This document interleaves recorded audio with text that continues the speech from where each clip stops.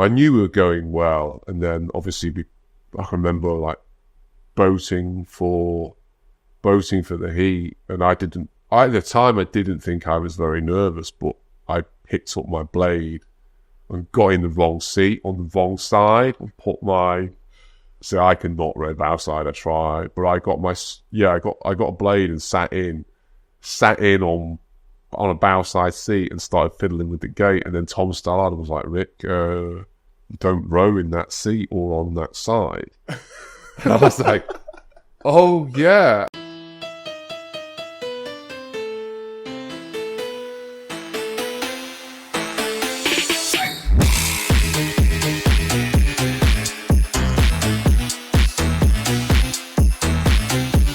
Right, so then after you got kit, coming into Olympics, like what was the sense, like you said, year before Canada were out, but you had the ding-dong with Germany. What was the feeling coming into the event, how you could do? So Canada, they turned up to race the last one, I think, the Lucerne, when we weren't we weren't quite firing, and they won that, so we knew their sort of speed. We knew where we had to get to be fair, and we had not seen the Americans. And the Germans have basically imploded that year. I don't know what had happened, but they basically scrapped their team and got a development team in because they were just going so horrendously badly. I don't know how they managed to do that. So we knew that, I knew that Canada was a good 8, right? And they had that sort of, Mike developed that. They had that pretty like, they had that really dynamic movement with their backs. Yeah. Sometimes it looked a bit pretty, which had developed in 2004 and hadn't worked for them. So, but technically, I liked what they did, and I knew they were good athletes. They were good at, but we knew that actually, like, we will try and turn them over. I knew that we were good and we had amazing athletes, and I was rowing and we were rowing far better than I ever had done before. So I knew that there was a chance that we'd do something pretty good. Yeah. And there'd be a good chance that we could in effect turn over the Canadians, so we saw the rye. We asked, tell a lie, we didn't go on a camp. Our last camp, we did it at Caversham. Caversham was open then. So we did our last camp at Caversham, to remember it now. We absolutely flew in speed order. Quite quick conditions. So I think we did like 5:21 or something like that. 5:20, 5:21. I think Alex said that you topped out, maybe like beat the 4 in percentages or something. We were going. Yeah. I could never remember who won the bragging rights for 1%. Alex was more into that than anyone else ever in the history of the world, I think. So I knew we were going. I knew we were going well. So we got out in Beijing, and it's like we arrived in Beijing, and the last time we'd been there on the orientation camp, the lake had been dug, but it hadn't filled it with water. There was I remember there's a picture of me somewhere, and I'm sat in the bottom of the lake, and there's the grandstand and everything. There's no water, and they just diverted a river and filled the lake up. Yeah, there's no messing around with the Chinese for sure. So we got there, and I felt I was in a good place, and we were as a crew for sure. Yeah. How did the event go, sort of through heats, finals? So, I think, the heat. So I'm trying to think about, we stayed in this hotel not far from the course. It was like a surreal hotel. We got there was a TV, and there was no Netflix or anything in those days. And there was always like one film on there called, I shared a room with Al. And I remember us watching this film, Blue Streak, with Martin Lawrence in. It was always on the TV. And we must have watched that film, but never in its entirety. So much in that build-up to... and even now, like, if someone bought me on DVD, Blue Streak, it sort of takes me back to being in Beijing. Nice. I I can't remember much. I think the heat actually got postponed because of the thunderstorm. And Jurgen sent us to do an ergo. We won the ergo. And I can remember, like, Jimmy Tompkins being like, why are you on the ergo? Because he was in the 8 as well. And I was like, well, that's Jurgen, mate. We have to do it. Why would you not? And then the heat got postponed to the next, it was like the next day, I think. Yeah. I knew we were going well, and then obviously I can remember like boating for the heat, and at the time I didn't think I was very nervous, but I picked up my blade and got in the wrong seat on the wrong side and so I can not row bow side. I tried, but I got I got a blade and sat in on a bow side seat and started fiddling with the gate. And then Tom Stallard was like, Rick, don't row in that seat or on that side. And I was like, oh yeah. And I started laughing, like, only because I was nervous. And a few people laughed, but like looking back, like now, Al was really pissed off. He's like, I can't believe you got in there. I think he still to the day thinks that I did it on purpose. But like, rather than I was just nervous and got in, that's like picking up a pen with your left hand and writing with it. Yeah. You wouldn't. Yeah. So I was like, oh God. And I think Thompson actually saw that it was a bit of humour in that moment that I just got in, if this cowboy got in on the wrong side. And we had the Americans in our heat because they'd not been around that season. Like, they were coached by Mike Tatey. Great bloke, really nice coach, so well respected. Yeah. I don't think he liked travelling, so they just turned up. They'd won in Athens, like that. In Athens was incredible. What they did in the final. I remember there was a big problem in Beijing where there were like these, in Athens it was the wind. Oh, it's going to be so windy in Athens. Oh, there's always one every games. And then Beijing, it was weed.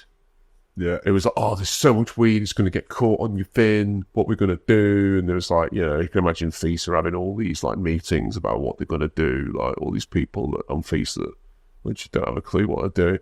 So I remember being on the start line and I was like, looking at this guy, and he was like a big Chinese guy with goggles on in these like slinky Speedos. I was like, Josh was in front of me. I was like, what's that guy doing? Then the next thing, there's 6 of them, and they jump in the lake. And they go underneath. He's got the goggles on, so they go underneath and check the fin hasn't got any weed on it.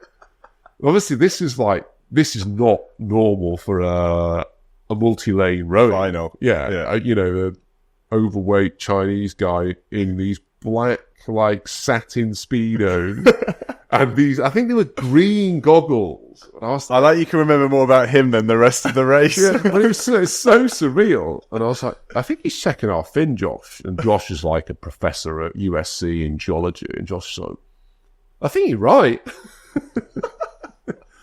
Obviously, then we had to like, shit, we better get ready for this race. But I'm glad the fin's not going to have weed on it. So that was IOC did a great job there.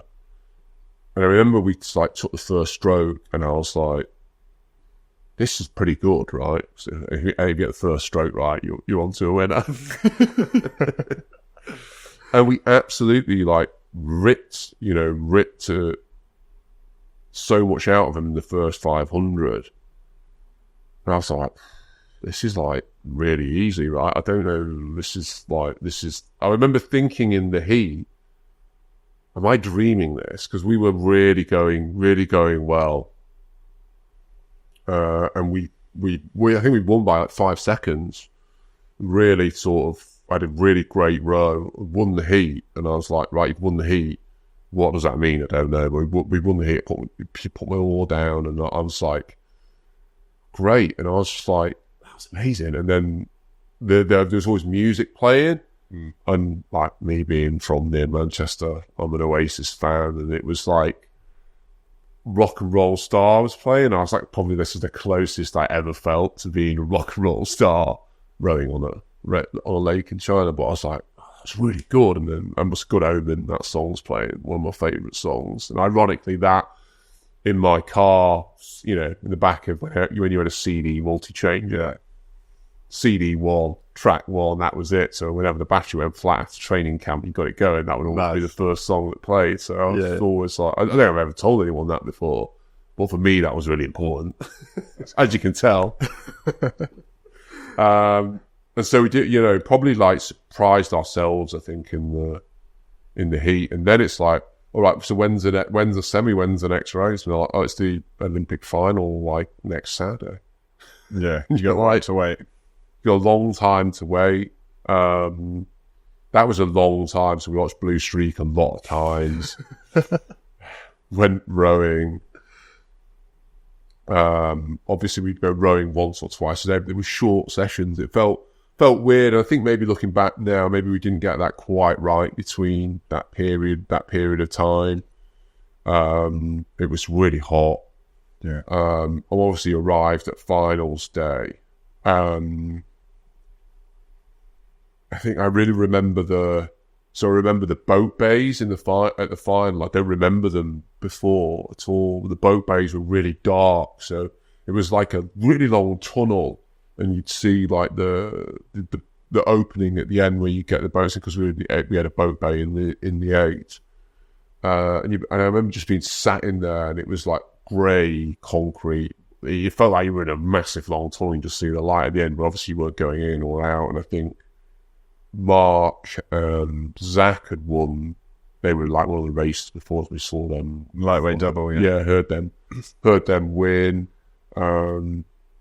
It was so, you know, and that's the time when you felt really sort of nervous, right? But I did get in the boat on the right side. How did you do with nerves in general, like come race day?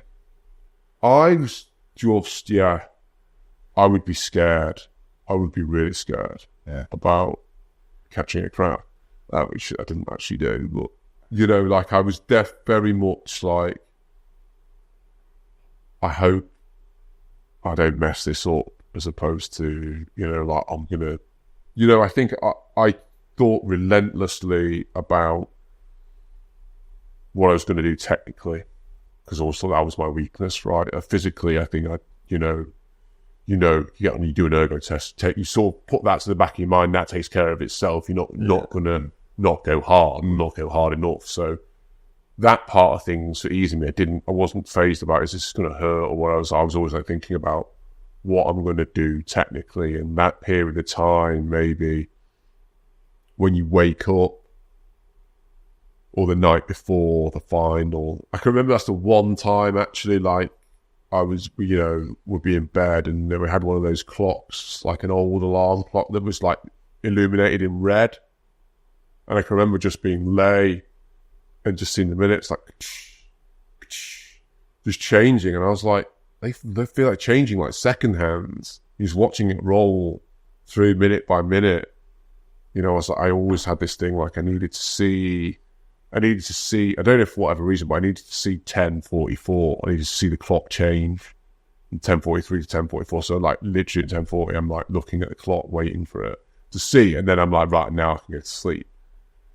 But you're like for hours, you're just seeing it. Like, it felt like it's the one time when you're like, normally you look at a clock and you want time just feels like, you know, watch kettle never boils. It goes. But it was like, it was the only time in my life where you felt that time was actually going quicker than it should. Yeah.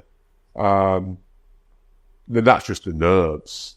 But the next day you go on, you know, you do pre-paddle. That's all right, actually, I think. We're waking up and stuff.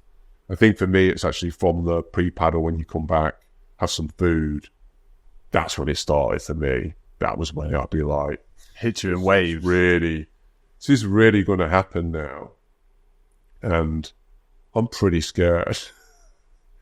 You know, it's like absolute fear. I hate that feeling, even now talking about it. I'm like, absolutely do not like that feeling at all. But then, like, now you miss that feeling as well. Just don't get it anymore. But But then as soon as you're back, we were in a minibus. We had a minibus. John and Mark were driving me down in the minibus. And as soon as I got like the blades, and I'd be nervous then, like really nervous, really scared. But then wouldn't speak to it about anymore. I'd be like, yeah, I'm fine. Some people like listen to music or whatever. Some people might read a book or whatever. I think I'd just be like, sit there like in complete silence, not talking to anyone. Some people, everyone sort of handles stress in a different way. And that's where you have to be like really perceptive with how people deal with it, right? And it's like, I would just be quiet. I would just be like, wouldn't say anything. I think people that knew, I was like pretty scared. But then as soon as you get in, like, get the blades, thinking about getting the blades down, it was, pretty.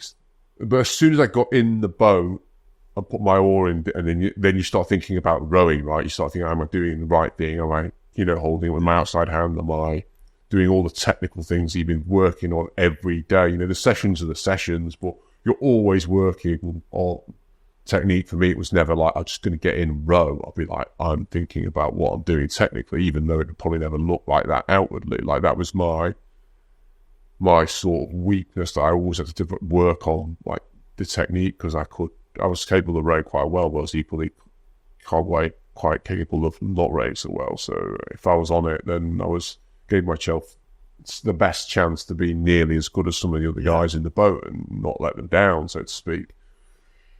So then I'm fine. Then I was fine. I'd find warm-ups great. Probably like absolutely hoofing down, but like the bursts and stuff, and everything's going pretty well. For me, then it's when you get on start. That when you come, especially in multi-lane racing way, and especially in ones that are like world standard, like FISA standard, they have a warm-up lake. Yeah. So you warm-up lake, and then as soon as you come through that bridge, you get called to come through that bridge. Yeah. You get called to come through, and you're like, shit, this is happening now. And then you go through that bridge, like at Dorney, it's that red one, and you see it like now, I don't know, there's something similar in Beijing. You come through, and you can almost like take yourself out of yourself and see that bow like going through that warm-up lake. And it's like that yellow bow just comes out, and you're like, this is serious now. And you sort of swerve into your lane. The cops is like dicking around, messing it up probably.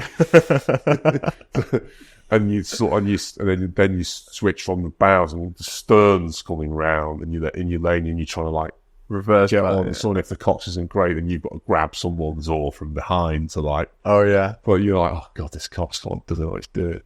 But German wasn't like that in the Olympics, but. And then you backing in, you get on, and you feel that point, maybe when you feel the stern attached to the person, the stern grabs it, you feel it through the boat, right? Even through a whole eight, you can feel it when someone, it's not even it's a person's hand holding nearly 900 kilos of blokes and 100 kilos of boat, 1,000, so one person holding a ton of weight, and you feel it. Yeah. And like when you put it like that, you're like, anyone that doesn't understand rowing will be like, that's complete and utter nonsense. Well, you know what it feels like. Exactly. You go on race and the hand grabs the stern, and then you're like, Jesus, this is. And then they're prepping for the buckets. And it was always that bit like, is the bucket going to work? The bucket, because this is a mechanical thing that could fail. Yeah. The buckets come up, and you hear that, the pneumatics and the air, and then you can hear it, and the water pouring out of the bucket. Like all these things I've never thought of until now we start talking about this. And you feel hear the water, first the pneumatics, then the water pouring out, and then the manoeuvring the bow. Again, you feel that you lock it in. You're like, make sure he pushes it as far as he can into the bucket, because I don't want to start like a centimetre down, right? You're like, and I was always like with Asa, I was like, make sure we are pushed against that bucket as hard as possible. And I'm sure a bit like, this is complete nonsense this guy's talking about. So what it is, just for anyone who doesn't know, yeah. So in international racing, they like have like what you're saying, a bucket, but basically it's just something that holds the bow in place. So once the eights are lined up, V that comes out of the water, and then just before you get the green light, it fires down and gets out of the way. Yeah, on the go, and then you can go and make sure you're straight and not get knocked over by the wind. You always have them at like you have them at World Championships and Olympics and some domestic races, but they're quite cool, right? Yeah, they're like the noise it makes, the mechanical noises. I like. Then they say like something like 2 minutes. Yeah, and then I'm like, this is really happening now. So then there's that bit of time once the bucket's sorted, and you're like, I'll have another quick drink, because I was always wanting to give my drink away at the last possible minute. So and then just get rid of your bottle and like chuck it. You've got to chuck it to someone, they catch it, and there's always one idiot. It's like, what's never me to that lobs it, and it either hits someone in the face or doesn't go far enough. And it's like bobbling around, and someone's like, fish that my bottle out also. And then there's someone who else launches it, it goes like right over the sort of steward's thing and lands on the other side. So there's that bit, and you check, for me it's like, there's always a checking stretchers, checking everything, like for the millionth time, despite the fact the coaches have gone around every day and tightened. There's always that thing about Jurgen going around and tightening everything all like quarter turn. By when they undid them, I was like, it's so tight. We just don't want any sort of mechanical failure. And then you sort, and then that's the really hard. Once you've done that check, I might have checked my, I'm quite OCD, so there's Adidas row shoes that don't have them anymore, but they're the best rowing shoes. The Adidas ones with the mesh. You just made sure that the Velcro tabs were like, the lines on them were equal. For me, that was really important, right? And they were all the uniform side to side. There's these little checks that I always do, and they didn't actually mean anything, but it just distracted me from what I was doing. Right, and I always wore these Guinness socks. They had these lucky socks, these were Guinness socks. Nice. And they were always like, and they'd be like, you can't wear those to the Olympics, because they're not Adidas. And I was like, shit about what socks I've got. I was like, I'd take them down, put them on in the boat, and I always had these Guinness socks that had holes. But then one day I forgot them years later, and I won the race by more. So I was like, this is complete nonsense. complete and utter nonsense. But in Beijing, I did have those socks on. Don't know where they've gone there. So how's the final? I think in the final, we didn't row as well as we did in the heat. I can't really place what it was. Obviously the Canadians went out in front, so it's easier to say, we were in front, we were rowing really well, right? Because that's like what it is. But I think, like, even though it was so long ago, don't think we rowed as well in the final. Don't think we rowed badly, but I don't think we rowed as well. But generally then I think you've got to be quite pragmatic, right? In those high pressure situations, it's not perfect, right? You're so sensory to what's going on around you, and it's like those little movements. Maybe we didn't get quite as much return out of the boat as we could have done, because in the heat it felt to me like actually sort of effortless. We were getting speed between strokes really well, so we didn't row as well. I can't really remember much of the final, really, if I'm honest with you. So then crossing the line, happy with that? Hopefully. I think I was feel like so like drained. Like I didn't really know, because the outcome is the outcome, right? You've like worked everything to get the best possible outcome, and you wanted to give you the best possible chance of gold. I didn't win gold there, but was that fair sort of reflection of of me at the time? Probably was, right? Yeah, that's good. That like there's too many people that we talk to who will win an Olympic medal and not be happy with it. What, you know, and I try to be. Oh, if only we'd have done this, this would have been better. Could we have done a bit better in the lead up between the heat and the final? I think looking back now, probably we could have done. Yeah, I think that comes with experience. Those kind of things. We could have maybe because there was such a long period of time.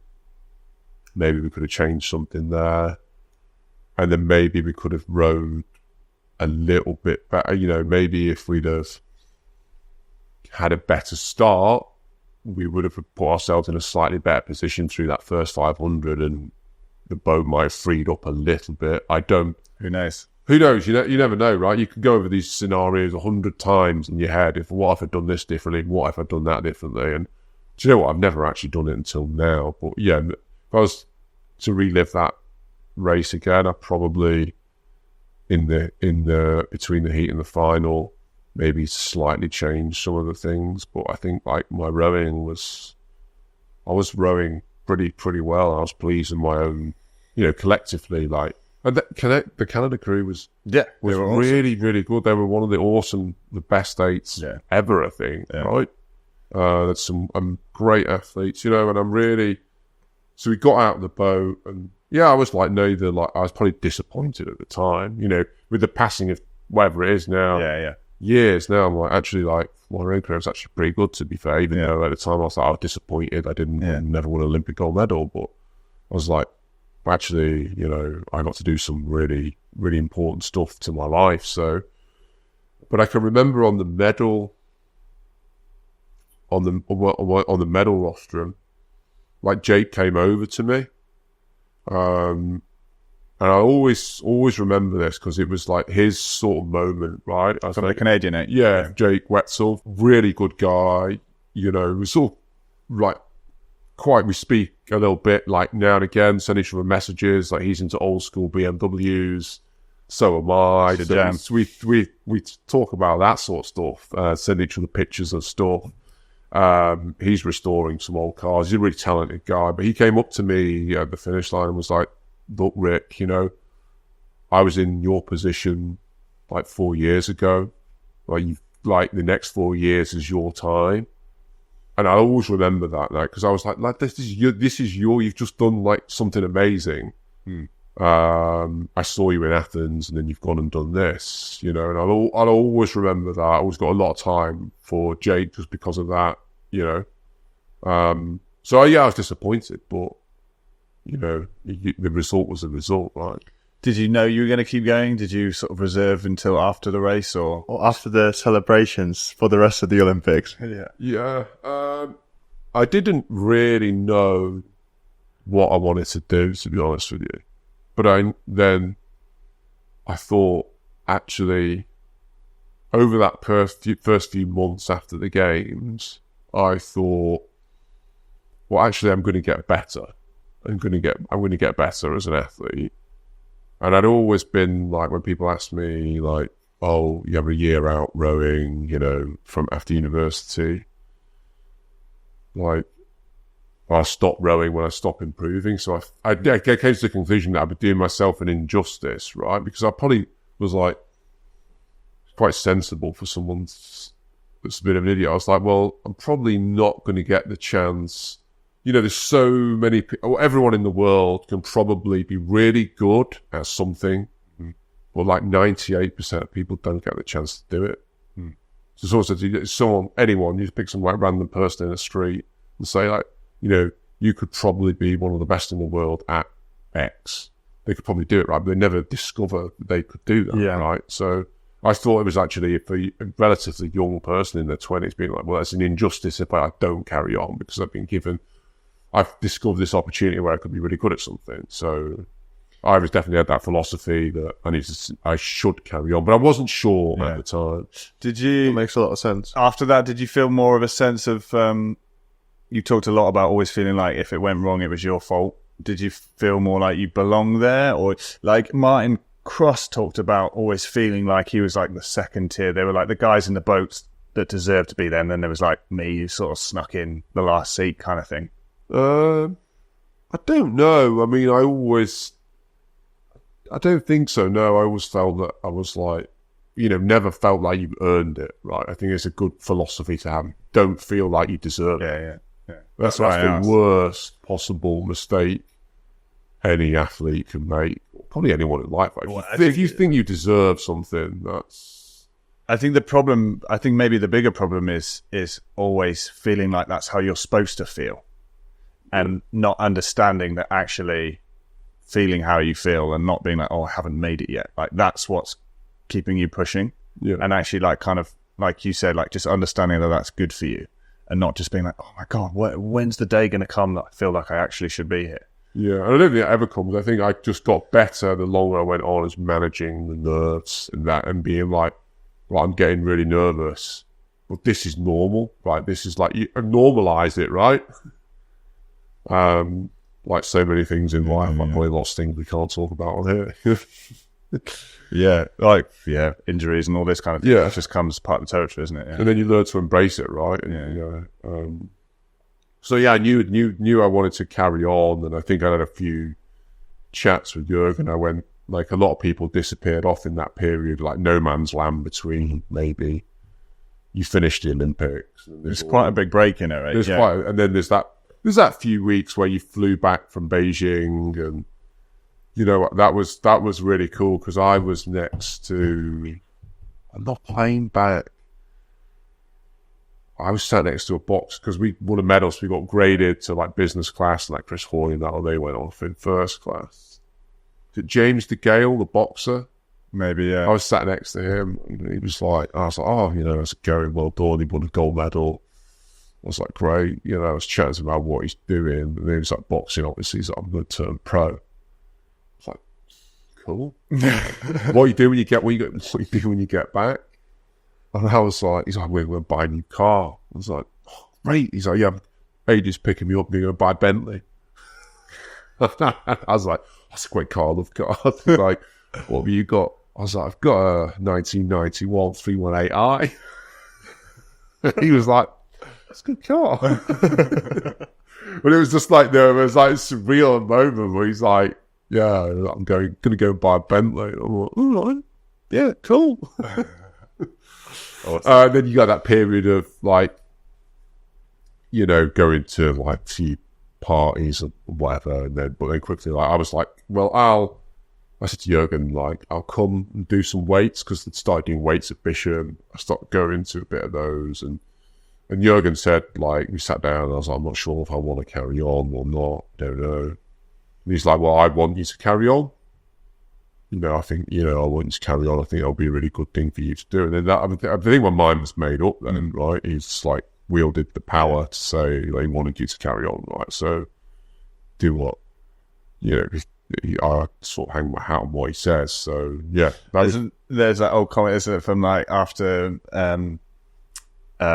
Sydney when James Cracknell won his first gold. Yeah, he was looking all looking all happy, and Jürgen came and just said, oh, anyone can win one. Well, anyone. He knew how to push people's buttons, didn't he? Yeah. And I think there was always this chance then that they would be like, I think that Pete and Andy had probably been like, they wanted to try the pair. So then that would be like, okay, like maybe there'd be an opportunity to try a different boat out. So there was that, which was like a nice sort of draw. And then there was Jürgen also, oh, and by the way, in January, we're going to go to Cape Town on a training camp. And I was like, all right, well, that sounds pretty good too. I reckon I'm game for this. Yeah. So you sold it to. Yeah, sold with a dream. So 09 was the first time you got in the 4-. First time you raced in the 4-. Yeah, and I can remember. So that was a great period. Like I was like rowing well, but I think like it sort of stemmed back to Beijing. I think one session we went out and we needed a spare, and Gregor's got in us a spare. Mm-hmm. Like, and I knew how good, like, Gregor's was, like Alex Gregory, because I'd seen him, like, when I was rowing at Leander, and he was having his gap year, and he was rowing in Molesey. He was rowing at 7 and an 8, and he was like, I was like, watching row, and I was like, this guy knows how to row. And then obviously he went to Reading Uni after me, but obviously we knew each other, became good friend, amazing friend now. And he came out, he was a spare for Beijing.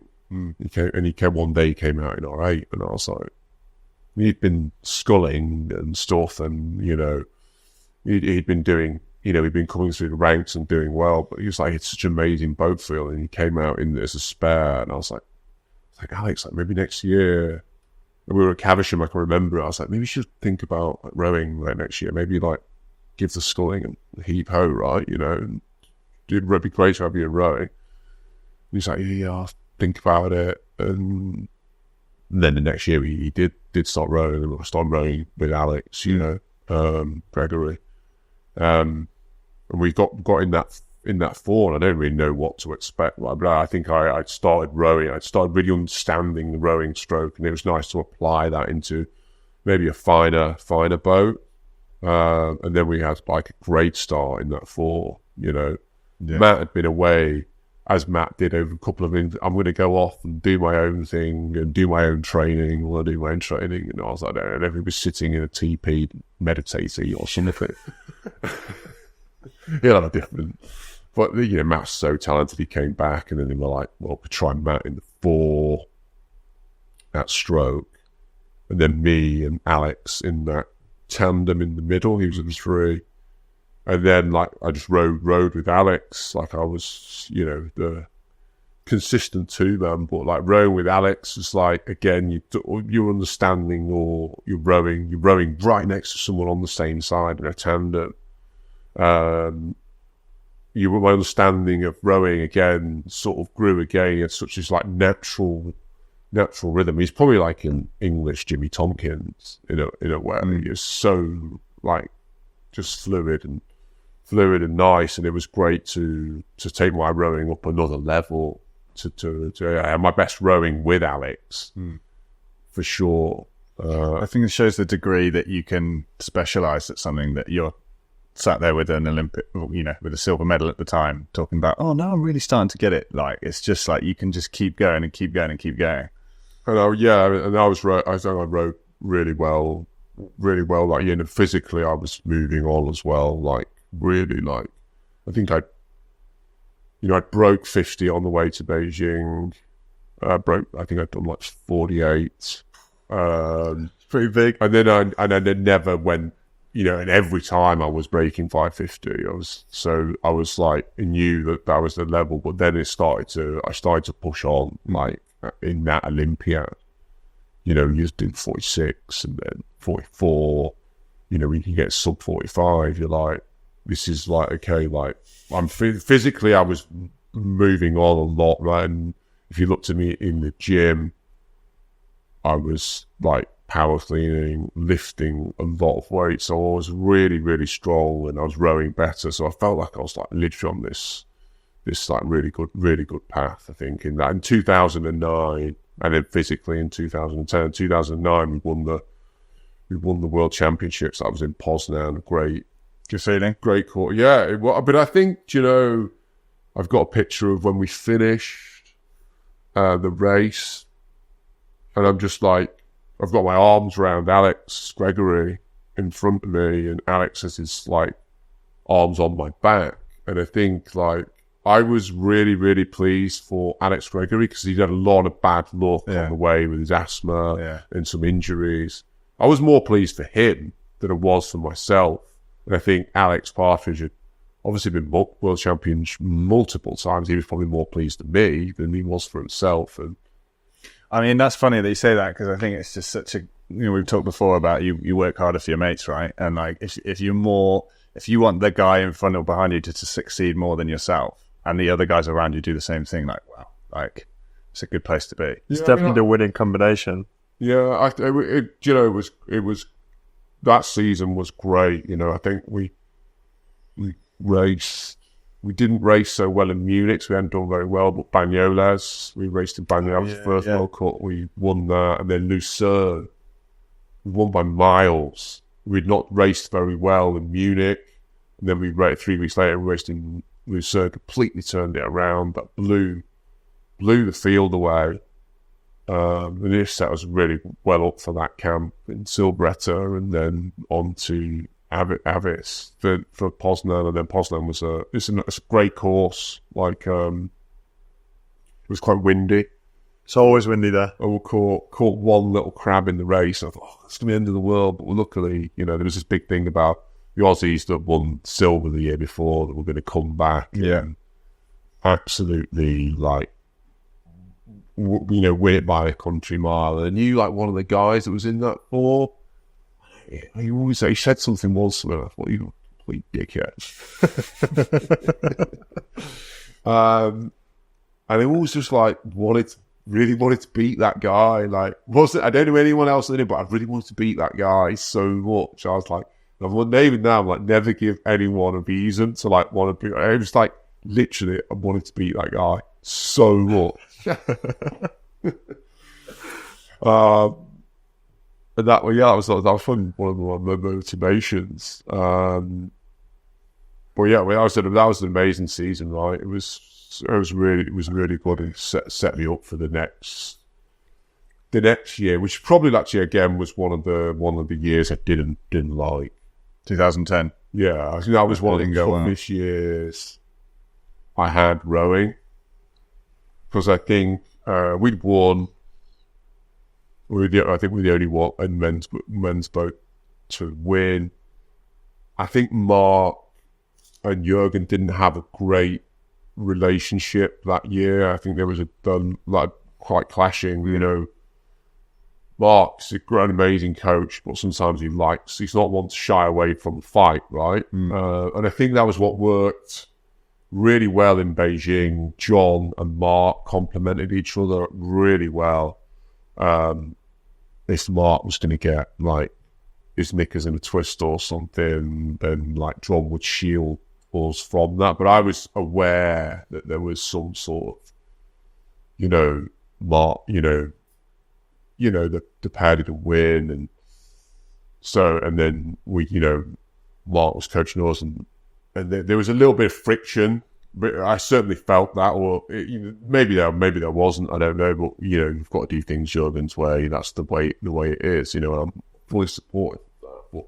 And I'm quite happy for coaches too. Like, people to have disagreements, I think, but I let my view of that affect me. Yeah.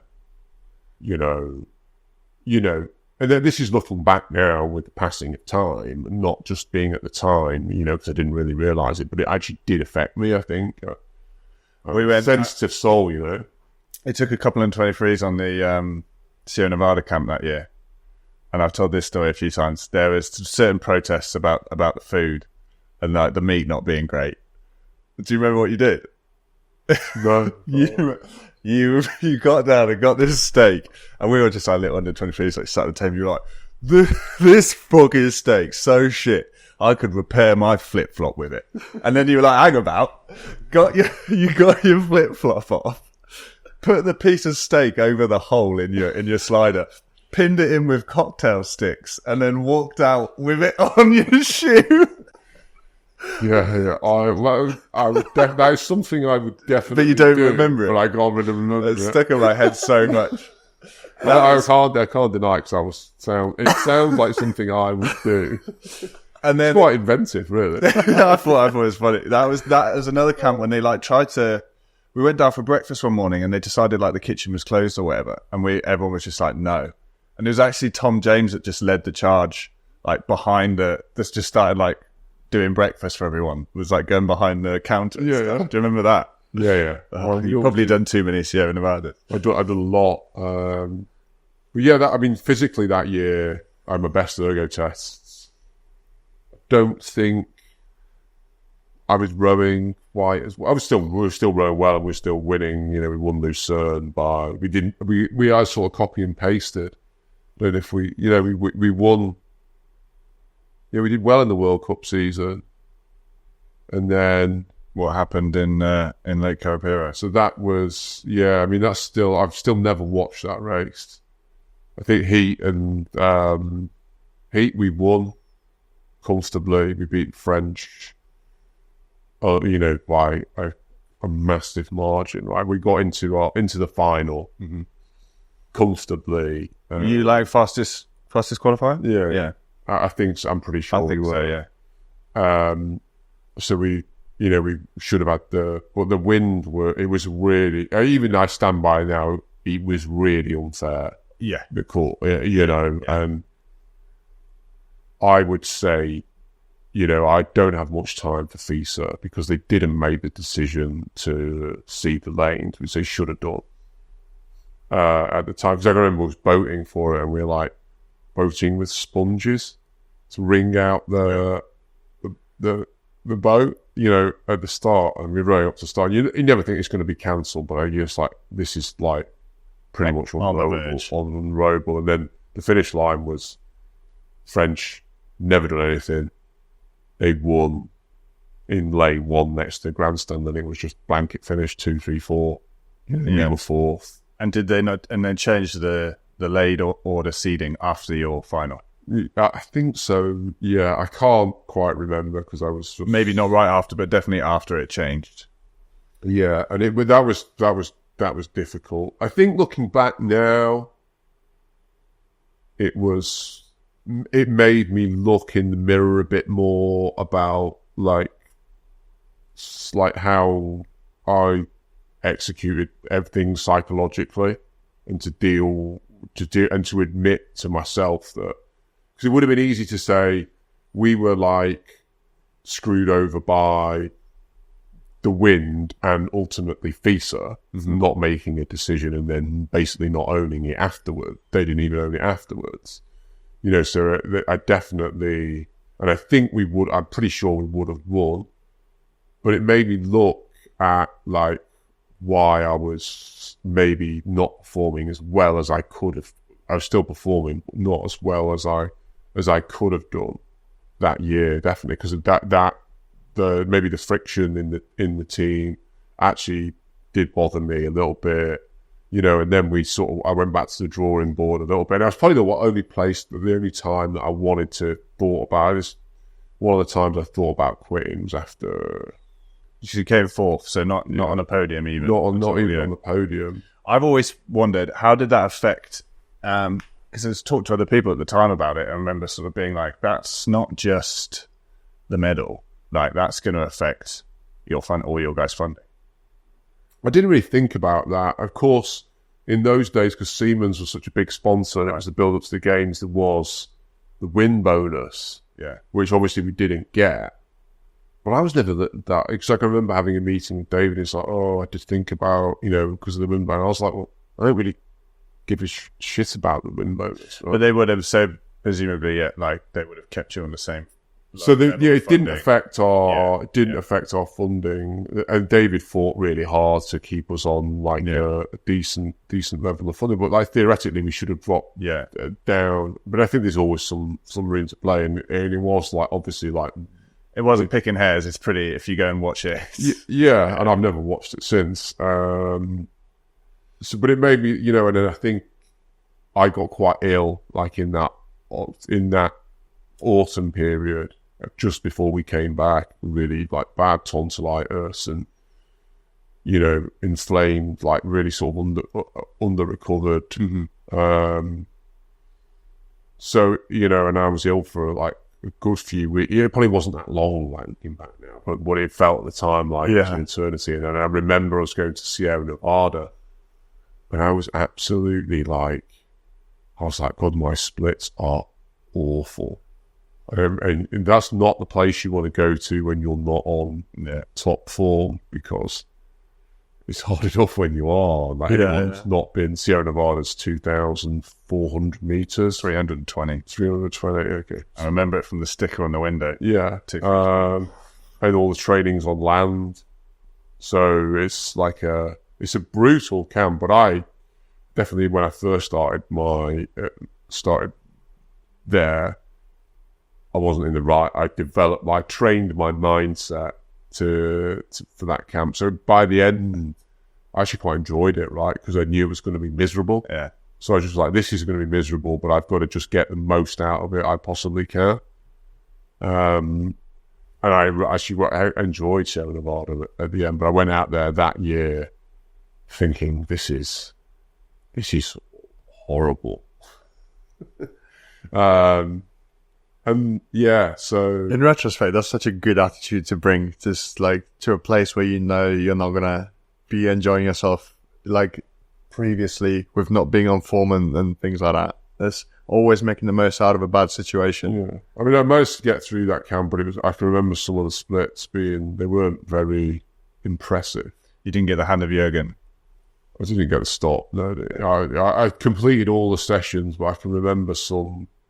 I can remember in particular, it was like 120k ergo, and you set up all the ergos on. There's like an indoor running track, it's like a 400-meter indoor running track, and over in the middle of it, there's always some like gymnastics ropes and the high jump. Yeah. So we set up all the ergos on the track, and usually, like when you first get there for the first few days, everyone's messing about on those ropes, like climbing up them and being like monkey, like monkeys like swinging on the ropes to pick someone over.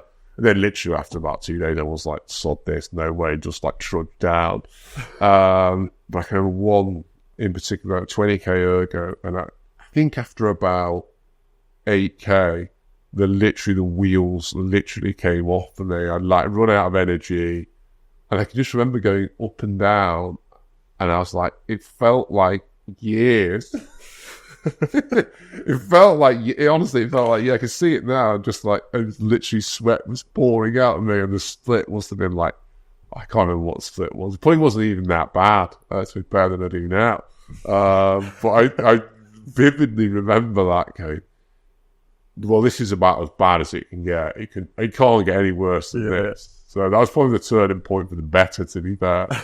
But then the next time I went, I'll make sure I'm in a good place when I go. I just went out there, I had inconsistent training, and then there's a hard training program. But that was a really tough year. So that's after the Carapira. You said, obviously, after Beijing, in that period, you've made some like really big physiological jumps in terms of like your ergos going sub 45, etc. I wanted to ask a little bit about like what the hell you were eating at the time to like, become even stronger after having been at the Olympics to make yet another step. I think I started to have more self-belief that I could like make those jumps. Mm-hmm. Like I had a really great training camp in Sierra Nevada. We came back, did an ergo test, and I dropped my PB from 48, and I'd done a few like 49, 48, 48.5, 48.3, and either were all in the 48s, and I was like, I got to break this, get beyond 550, then you've got to make the next step, which is probably you go, okay, get to 40, if you can do break 47 or get into the 46s, that's like these are like, I talk about it now with some of the athletes here, like these milestones of your like ergo test career, so to speak. These milestones are, I was like, I knew it was in a good physical place, and I was like, I've done this training, I'm absolutely sure that I can make the next step, but you've got to like put yourself, and I started thinking, right, got to go hard in the second and third 500. You can't, and then you started being really like on it there. Like I can remember all the pieces that with the 1250, the 1Ks, I was just doing like mid-race pace pieces and just trying to hold like 126s, 127s. And so I knew that that's what I wanted to do. And I was like, well, it might just end really badly, but let's just, And then I obviously came back off that camp and then did that 40, I think I went into 46s.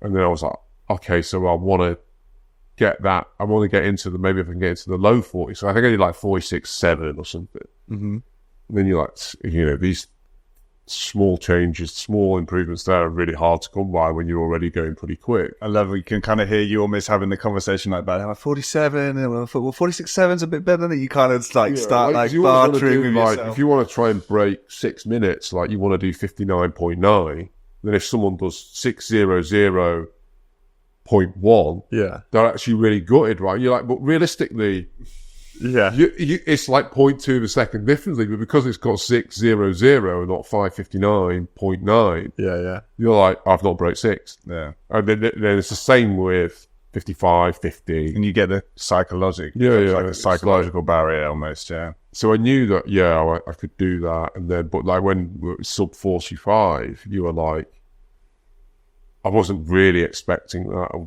went really hard in the second and third 500s, and then for some bizarre reason started a sprint on me. So, I was, that was, so physically I was in that Olympiad, I was in a much better, like the physicality was so much consistency better. Creates confidence. And that's it. I hadn't had that first in like the Beijing Olympiad. I'd had maybe that 18 months where I didn't feel I was finding my feet with Jürgen's program. I didn't feel that I was understood the rowing stroke properly. Whereas then you start, you become more confident because you've got more knowledge and you've got more pedigree. So how did you support yourself with nutrition at that time of making those big physiological jumps? I mean, I wasn't so... Free cereal at Caversham? Yeah. I wasn't so anal. I would definitely be of the school of like onion, pepper, some form of protein, and either like make a sauce or buy a sauce, and I'd have a shitload of pasta and a shitload of rice. Yeah. I was quite like, workmanlike about eating. I remember being in Sierra Nevada and sometimes the food there was not too bad, so you just end up, there was a time when you used to get you could get a can of Coke or a couple of cans of Coke, I'd just get a couple, like 2 or 3 of them and stack them on top of each other. I'd fill my plate with pasta and whatever. It didn't taste great, and I just opened one can, it was like a steam engine. I'd just shovel the food in with a spoon and then just swallow it with full fat Coke. Looking back, that's probably, but it's just like, I saw it as like your steam engine, you just got to keep stoking it. Yeah, at that point, the volume is just passing. But I mean, that's the great thing about rowing. It's like, you can... Unlimited food. Yeah, you can eat, and that's why quite a few rowers have, like, when they stop, they just, like, turn, like, the nutty professor, right? They just sort of... So we don't mention any names. Luckily, my wife will let that happen to me, so she says I'm too vain to let it happen. So it's not true though. But yeah, you've got to shuffle food. But I don't. You look like now some of those. There's probably moved on a little bit. I think there's more. But there's still people like Harry Leach that used to like eat. I didn't eat vegetables or so, right? There's always going to be... I always feel like always the vices, right? There's no way Team Ineos is letting him get away with that diet. No. In the sailing squad now. So bounced back from 4th, 2011 back to gold in the 4 again. Yeah. I think back now. That was, I had a different outlook, I think, that year. Like... John West started coaching the 4 that year, and I think he was actually did a lot of credit to him. Actually, did a lot, like psychologically with me. Like, I wasn't rowing any differently because him and Mark had the same things. We just think it was like a fresh dynamic. Obviously, Alex had grown. I think he gained more and more confidence and got on much better. So we switched the order around, and then TJ came in, and Alex sort of strengthened the Ace project, and then TJ came in to the Ace and probably added a little bit more calmness to the situation. I had in 2011, I got a call from Banksy one day, and he says, "Tom, Rick's getting an injection today in his back. He might not be good tomorrow. Do you fancy subbing in the 4?" It's like, are you fucking kidding me? Like, yeah. He says, I'll call you in the morning, if Rick can't do it. And he rings me and I'm like, no, it's all right. He's going to go in the boat. I was like, you fucker. Fuck. So that season sort of came. I think Pete and Andy had not moved. They hadn't moved their pair on. They weren't beating the Kiwis, and I thought actually at some point I'd seen what happened in 2003. I was like, they're probably going to be like a 4. Like I'd had my best rowing with Alex, rather than against him. I think we were really good friends, and if there was one person you'd want to get beaten by, or one was a better athlete, I would never hold it against him. Right, so I sort of was like, okay, I've just got to enjoy this year, right, and make the 4 go as fast as possible, because that's probably I wasn't really thinking about it, but at the back of your mind, there was some,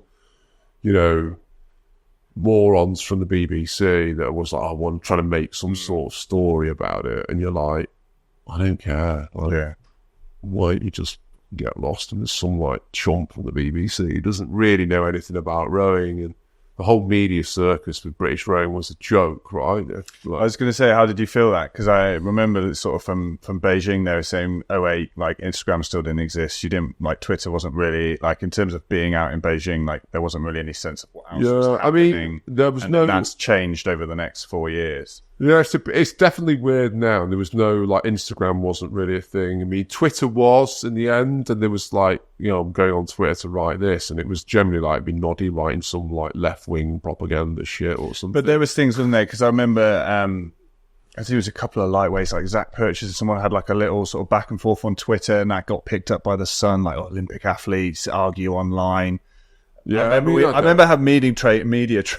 So did you ever have some media training at Cash? Yeah, but it was all such a load of nonsense. Oh, it's right. And that's why there's no there's no real characters. There's some characters in rowing, but there's no characters that are out there in the media, because there's some fun guys, right? But there's no. It's you've got to turn up. What you're going to say to the media, you've got to go. It's amazing. Everything's amazing. It was amazing. It was an amazing race. It's I'll sing a song now. What are you going to sing? Amazing Grace. Nonsense. It's just so. I mean, it was always it. And it sort of pains me in a way. It's a real interesting. Rowing's an interesting sport. It's maybe not the best to watch, but it's so. You have to be in it to understand it. But if probably media don't make the best of it. Although I realised when we did the Hansa Cup, we got interviewed on some German TV interviews and stuff, and it was the first time I'd ever sort of been asked those questions in front of a camera, and I'd always sort of felt why does everyone just give such a boring question answer? But then they, she says so are you going to beat the German 8 tomorrow? And it's well, they're current world champions, so I'm not going to be yeah, we'll smash them. But they might be watching this, so I'm not going to be well, there's no way. So then you end up having to give this, it's a long race, it's different from the 2K. You kind of, they force you into this. Yeah, I mean, you sort of you want to be Bradley Wiggins or, Ronnie O'Sullivan, they're not great on sport. They're just I don't really care. Or even Ronnie O'Sullivan, I say, how come you're back this year, Ronnie? Well, just kids wanted some more stuff. Yeah. So I run out of money, so I thought I'd come and win the world championships again. It's a different sport. So that, we sort of digress a little bit, but that was, I sort of was not bothered about that. And, and I was never that interested in writing nonsense on Twitter. Yeah. If I did, I'd try and be I think we did have one for the 4 once. Probably, but I just try and write comedy stuff, and then British Rowing would be oh yeah, you've said this, you can't do that. So we lost interest there. On the comedy point, I noticed you got one of the best world rowing profile photos. Oh yeah. I'm not going to say, you're going to have to go and have a look. It's quite funny. We've got some funny ones. I think actually when the team first got sponsored by Siemens, and we all got kit, we had to go to the team photo. This must have been, I think it might have been 2007. And we went for the team photo in the 8. And we used to do this event called the FISA Team Cup, which was in Seville. Mm-hmm. It was sponsored by Cruz Campo, the beer, which is now on draft downstairs. Nice. It wasn't as big then as it is now. But they give us these red T-shirts, and I ripped off the sleeves.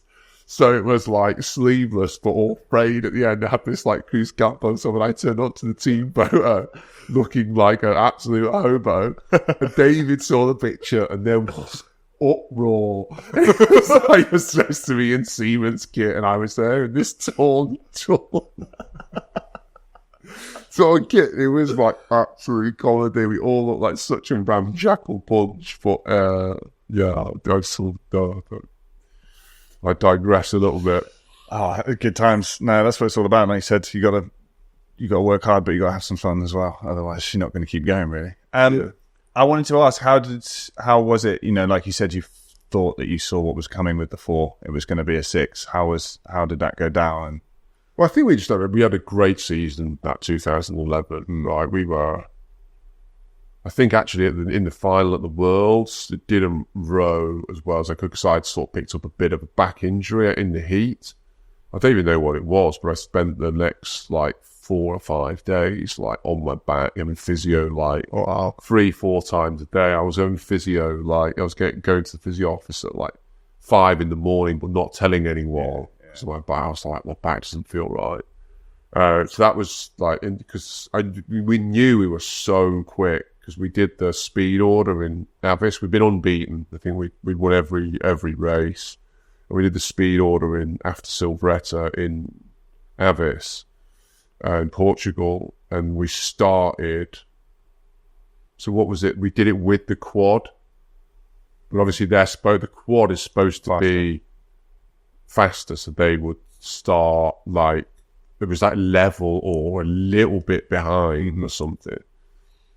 And then we set off, and I was like, this feels fast, right? It was beautiful conditions. It was hot, it was really warm, but there was no wind or so.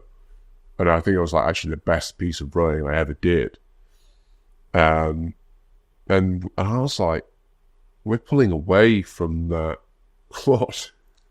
And we'd beaten them on absolute time, and then we did 5:44 in flat calm conditions. And I was like, I knew it was fast, and I knew it's because I actually sometimes didn't have that. I didn't know whether it was fast or not, but I knew it was this is great rowing.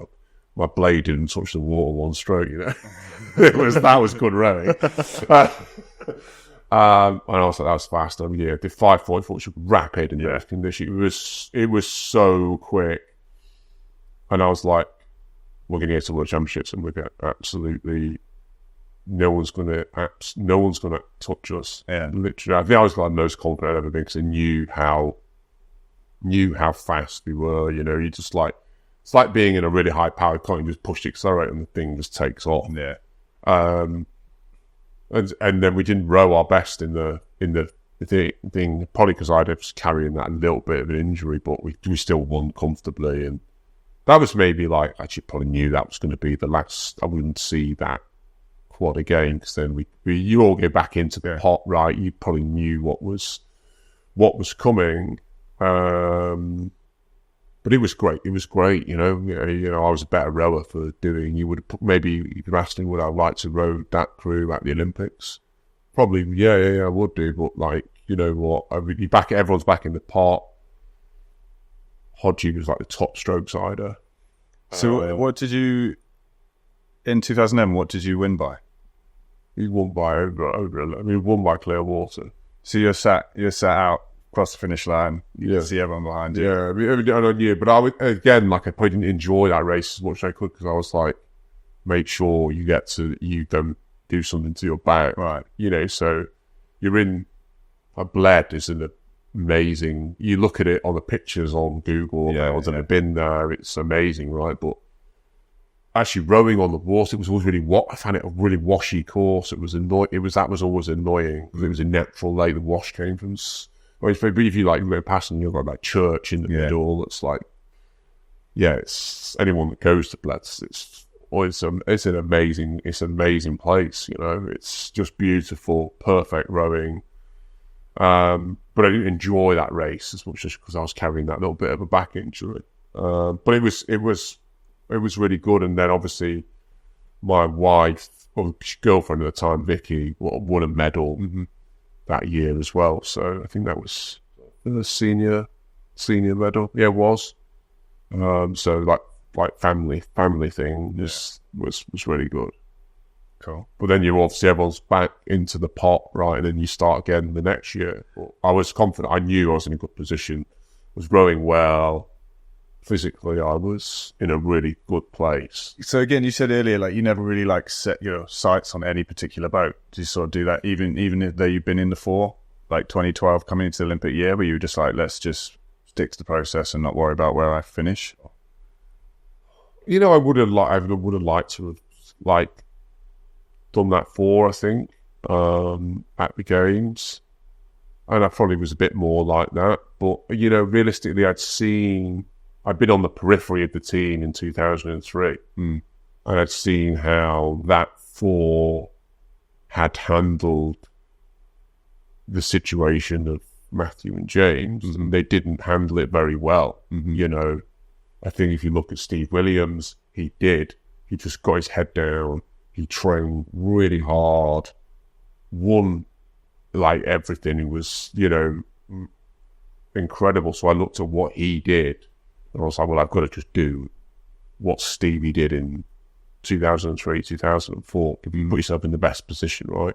After that. Whereas I saw some of the others they'd sort of, you know, this is my 4, and, you know, I was going to break up this 4. And I was like, it doesn't really work like that, right? You know, Jurgen makes the decisions and the best people go in the best boats. And so if you want to be in the top 4, then you have to be in the top 2. But it's as simple as that, really, right? You can't sort of like, he doesn't like, it's not like, Jurgen's not like, oh, that person doesn't like me, or it's like all about like, if you perform, then you'll be in the boat, so to speak. That makes sense. Having picked up obviously a little bit of that back injury coming after the 2011 World Championships, did you know this was going to be your last year rowing? Yeah, I definitely did, because I was always like, when I was younger, I said like, I'll stop when I stopped improving, and you could feel the improvements sort of like, they weren't like that, they were going, the curve was flattening out. Yeah. And I think I did an ergo test, and I missed an ergo test, and then Jurgen was like, well, you've got to do it. And then I did it a few days later, and then I had the 8 set, like a few days after that. And I was like, finished, and the 8 set, I was like, I'm in a bad way here. And I was like, God, maybe this is the thing called aging. It's, you know, you still even fight to this day. But the improvements were coming, like the curve was shallowing, right? So I think for me, the fun was actually like making those, like getting better. So I felt it was starting to flatten out, and I was like, do you know what? I think I was almost sure like, I'm going to stop. I don't want to do something. I want to do something else. So I sort of knew that I was going to stop after London. Probably I was 33. Could I carried on to 37? Yeah, I probably could have done, but I fundamentally, that I'd stopped improving in a rate that I felt that was like, I didn't want to, like, you know, just be trying to hold, because if you're just holding, everyone else is getting better. The movement always goes getting better, right? And if you're not improving, you're in effect, you're actually getting worse. Yeah. I think, and that's my view. No, that's so right. Standing still is going backwards. Yeah, that's so right. Yeah. And also, it's ridiculously, you know, it's all encompassing. It's your entire life, and if you're not 100% in, then don't be in. Yeah, I mean, that's the thing. I never felt that, you know, I was ever sacrificing anything. People, you know, you get these sports, I sacrificed so much. I didn't go to the Grams, the wedding, or whatever it was, and you're like, that's just nonsense, right? You're doing it because you want to do it and you want to win, right? They're not sacrifices. You're just deciding that this is more important. It gets pretty simple. It's not a sacrifice. You're deciding that something else is more important. And I think if you have that in your head, like I did, no fish, you know. I remember that was for me. Is 2013. We did a race. Some of those, there were 6 of us that didn't go to the World Championship in 2013. We did Mark Homer's like summer program. And then we went and did this. We had to go and do this like race up in Nottingham, and I wasn't having a good one. I hadn't had a good season at all or anything. And I remember saying I couldn't, like, there's like anywhere in the world I'd rather be than here right now. And I was with John Collins and Nick Middleton, and John was like, nah, like this is where I want to be. And then that was like the kind of switch in my head. Was like, okay, like I don't want to be here anymore. Yeah, I mean, I'd probably like to have still been improving. But I wasn't improving at the rate. I was improving, but I was not like matchmaking those. I don't think I was going to go, like next year I'll do 5:41, and then the year after that I'll do 5:39. I was like, okay, this is like, let's just get out now. Yeah. Plus, you could have made a decision to continue and say by 2015, everyone would have surpassed you maybe if you were trying to hold on, and then how would you have felt after 3 years after the fact? I think I'd had a great run, and,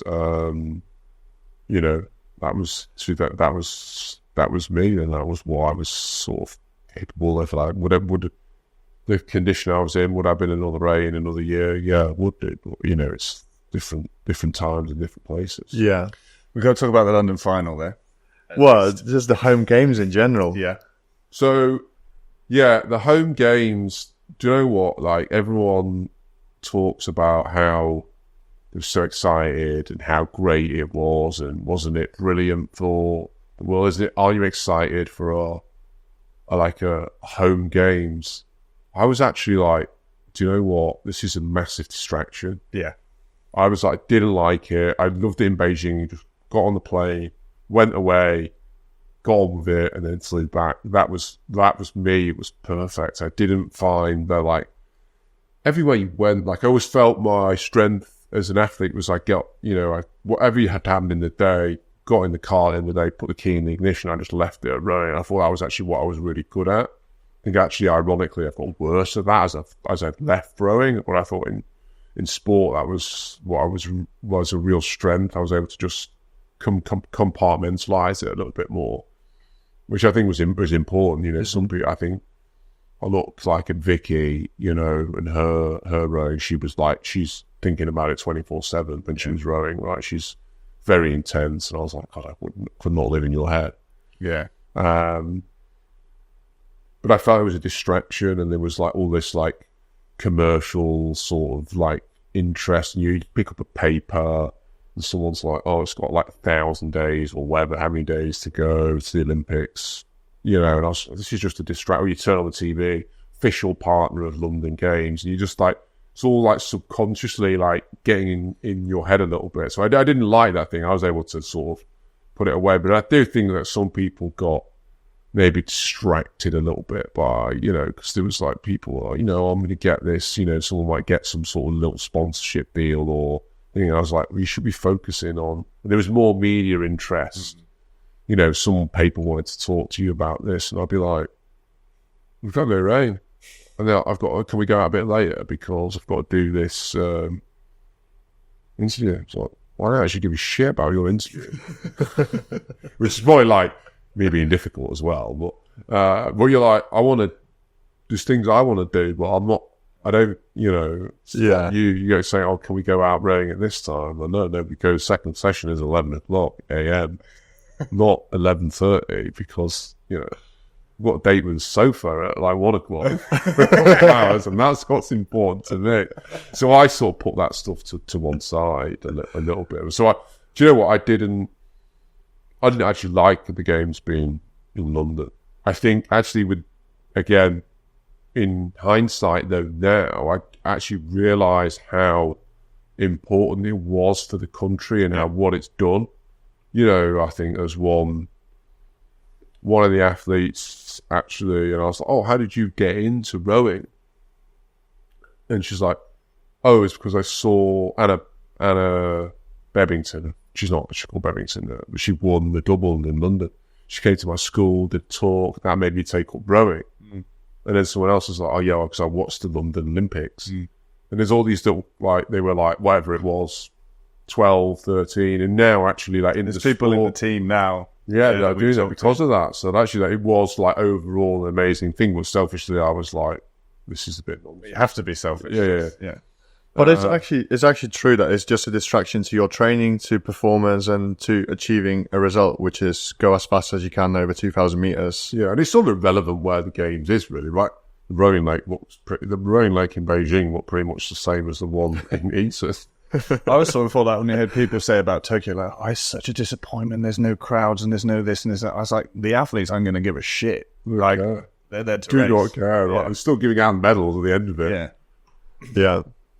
So the race. So from the perspective, like outside looking in, or from what I've heard from people, but obviously correct me if I'm wrong, but I've heard a sense of like, disappointment from maybe not challenging Canada in the way that you thought you could 4 years previously, and then making sure that wasn't done again against the Germans, who obviously had been very dominant that whole Olympiad.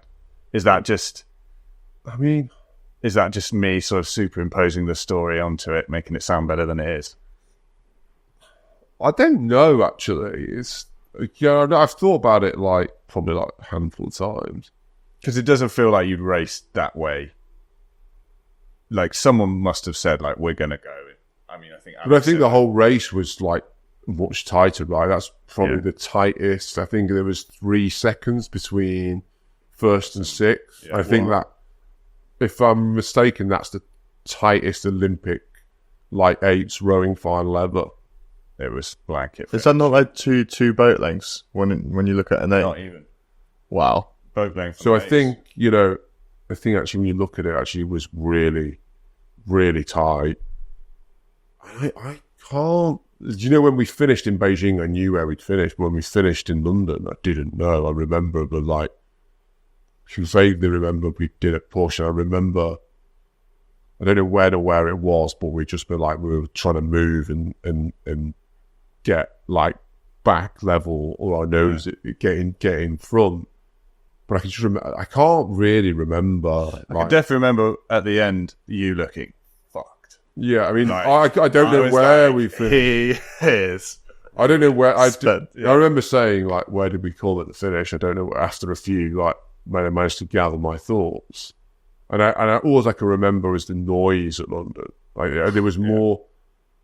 There probably wasn't any more noise because in Beijing there was but there was a lot of noise. You could be, and if the thing that sort of I remember was it was at the start when they called out they were doing the crew, calling out the crews, and you heard from the other end of the lake. I don't remember, at Beijing it was all quiet. Yeah.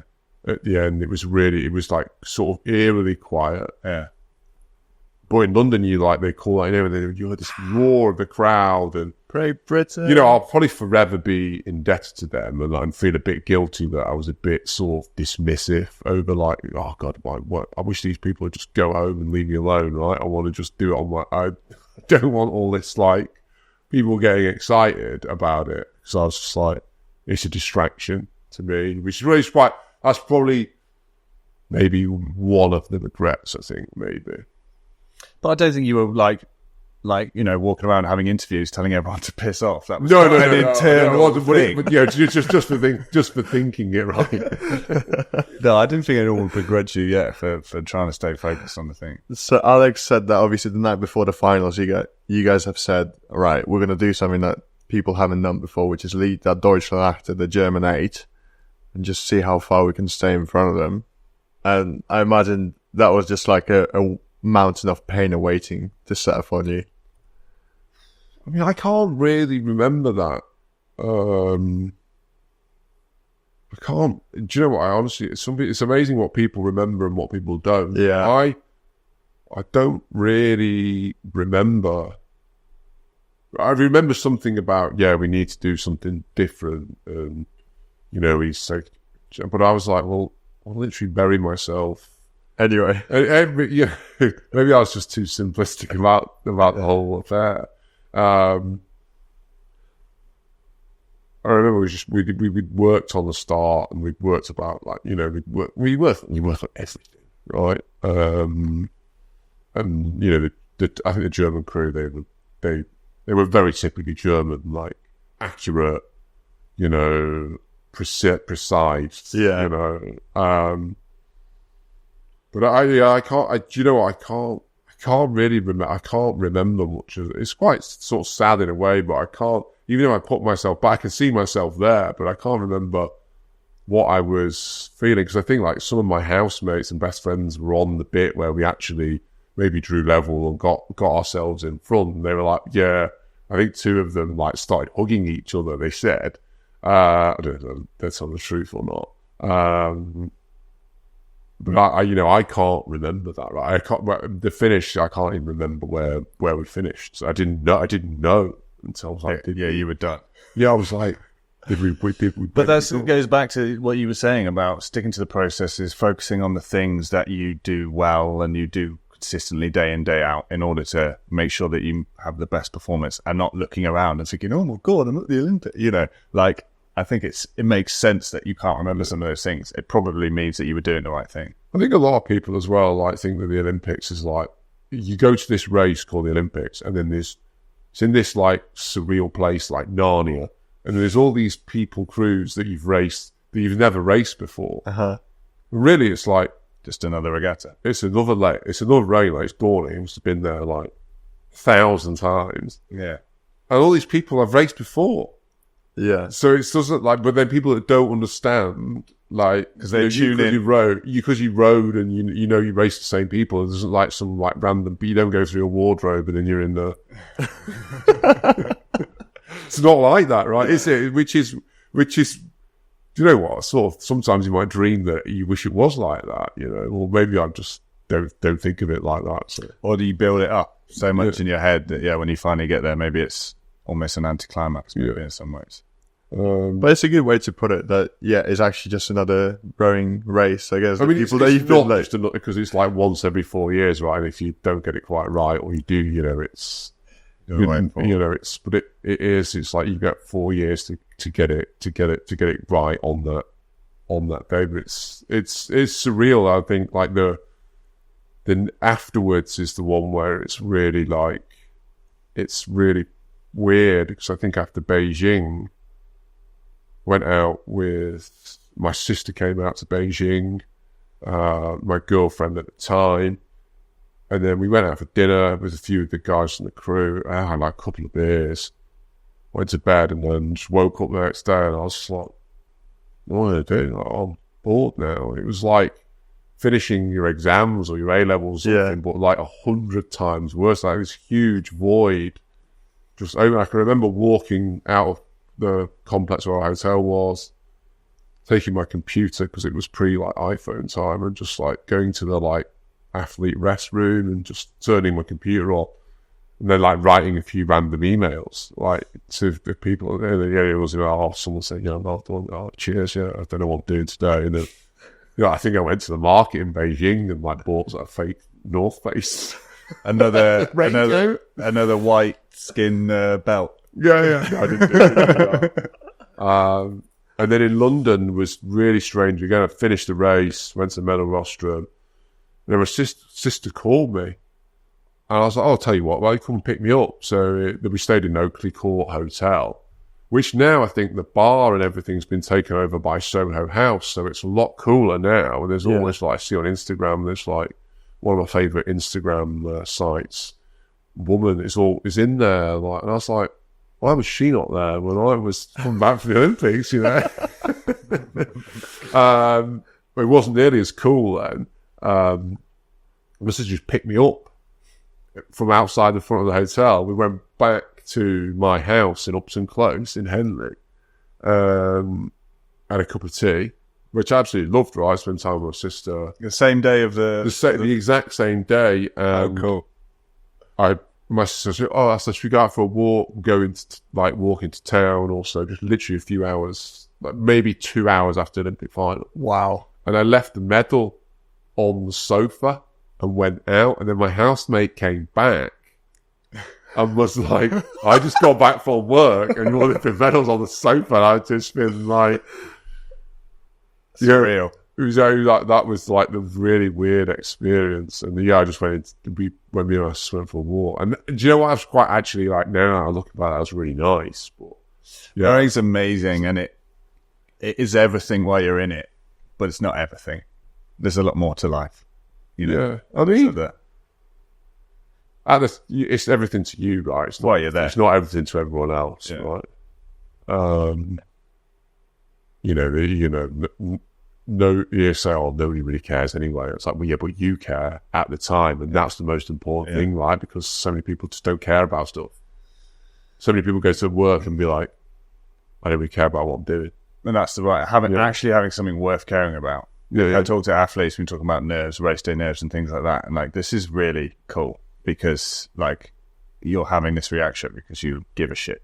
Because this is important to you. And a lot of people don't get to experience that. Like what you said, like there's a lot of people never get to find their thing.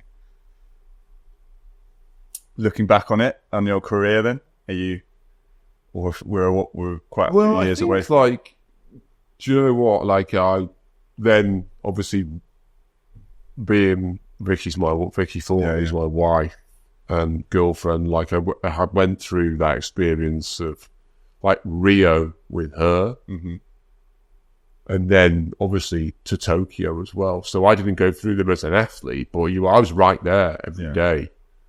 You know, I didn't really appreciate that until I started. Like more, I had a break for a little bit once Vicky finished in 2001. Then I started doing some coaching last year because I'd had like that year where I had a break from rowing and didn't talk about rowing that much. But then I was like, actually, well, maybe I sort of missed this, right? I started, Leander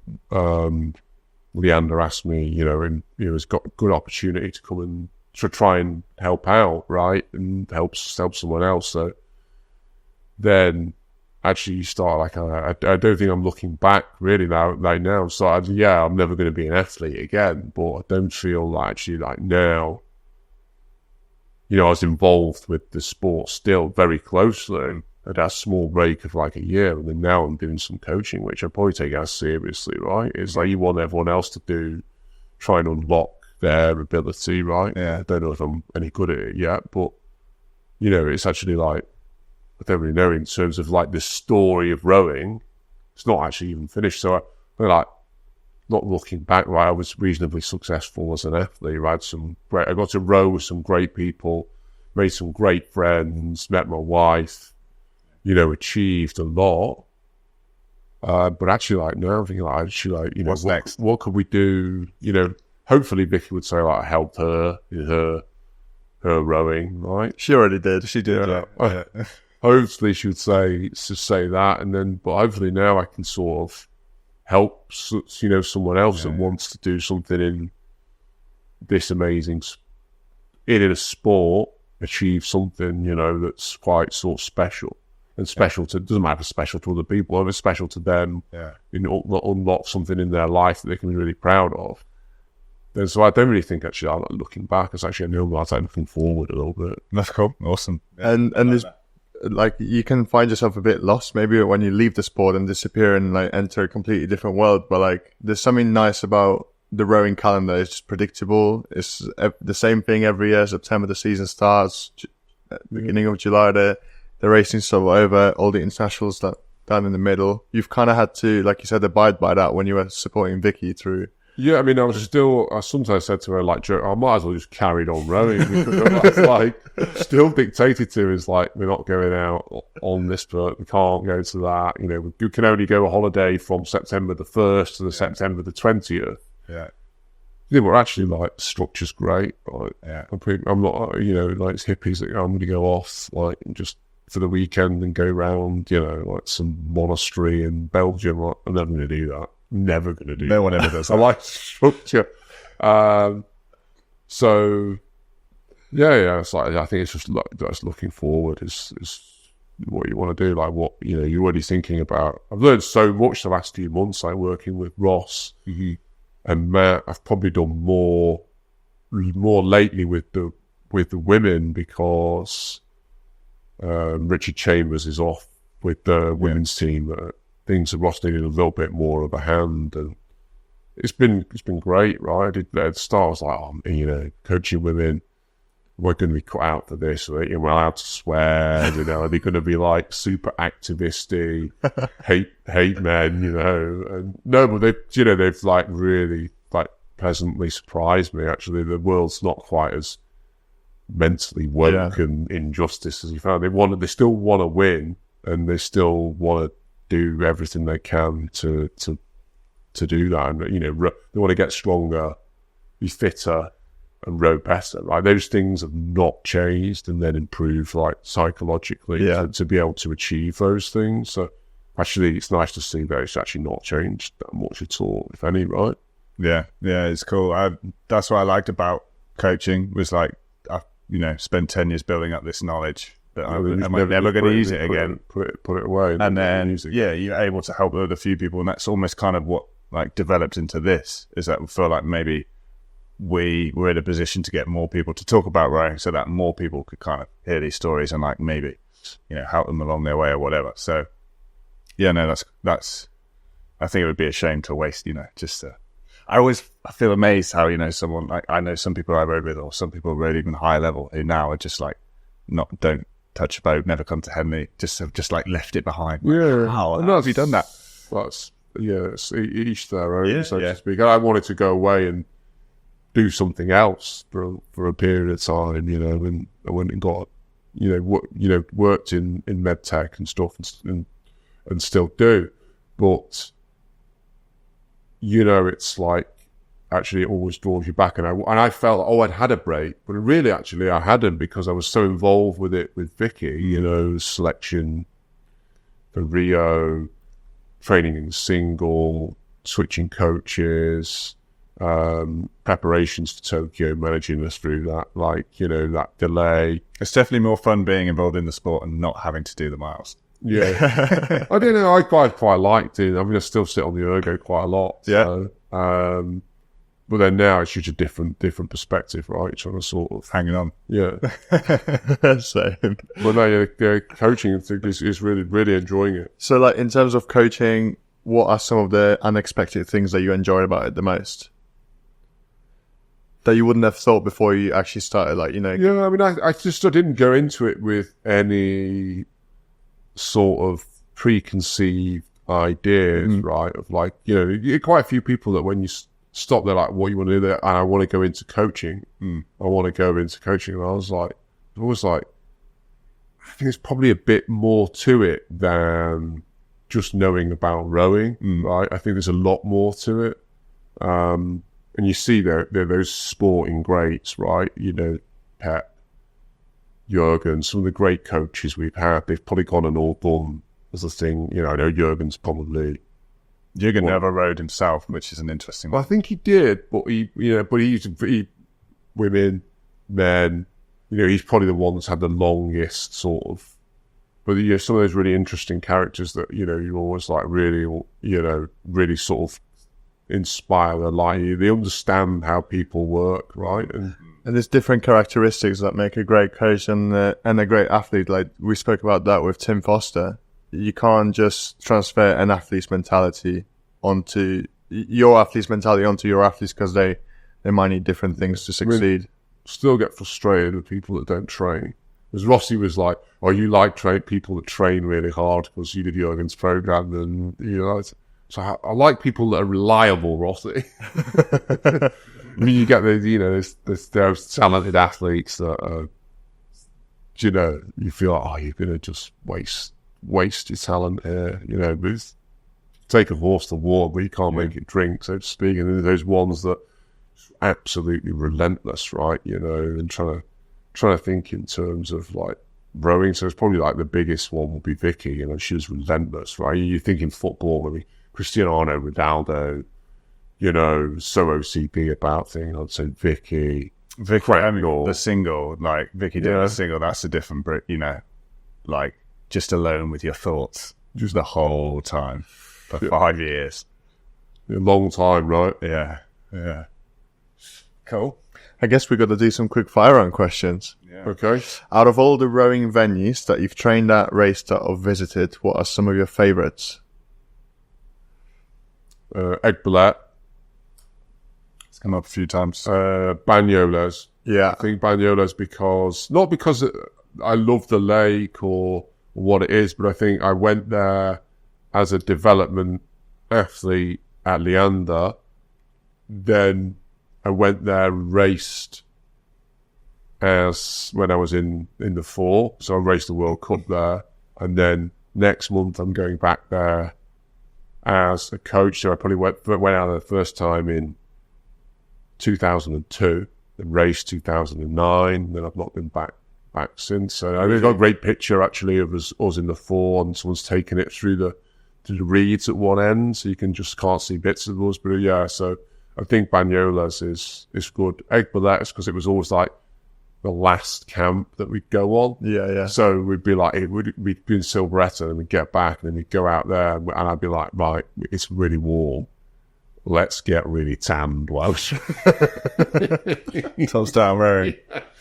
So he'd like literally be like, literally bronze and sweating. I was like, yeah, we look cool there. Yeah, the old, the white all-in-one vest. Vest tan. And the It's not a as good well. look. The British lycra looks better with the tan. It's true. Excited that you're going back to Bagnolas. The thing about that lake, it just runs out so quickly, doesn't it? Yeah, you have to. But that's quite an exciting thing. You can, if you're in an 8, you can do a piece, and then you've got to finish it and like jam on. So there's always a bit of danger. We used to Danger do, at the end. in the winter training camp, we'd do the 4K. So you would finish against the wall. So you'd have to hold up before you cross the finish line. So then everyone's just waiting as late as they can. And if you mess it up, you're going to pile into the start. Turning that into a game. So I think that's my. I think that's my 2 favourites. So I've spent about 4 months of my life in Bagnolas, at least. I'm looking forward to going back next month. Nice. You've already kind of answered the question about which race you'd like to do over, so I've got a different question for you. Do you prefer sweep or sculling? I raced in sweep boats, but I was fairly proficient sculler. I think I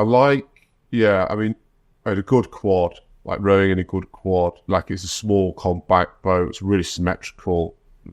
But then like a Cox's 4, the sound of a Cox's 4, like a good Cox's 4 off the finish. But then like the power of an 8, right? I could, it's between those 3 boats. Okay. And I'd probably discount the quad because I never actually was in an amazing quad that did it. So you say, oh, okay, count that out. So it's probably got to be sweep. Right. Yeah, that makes sense. I ask, if you could travel back in time to the age you were when you really caught the bug for rowing, what advice would you give that kid and why?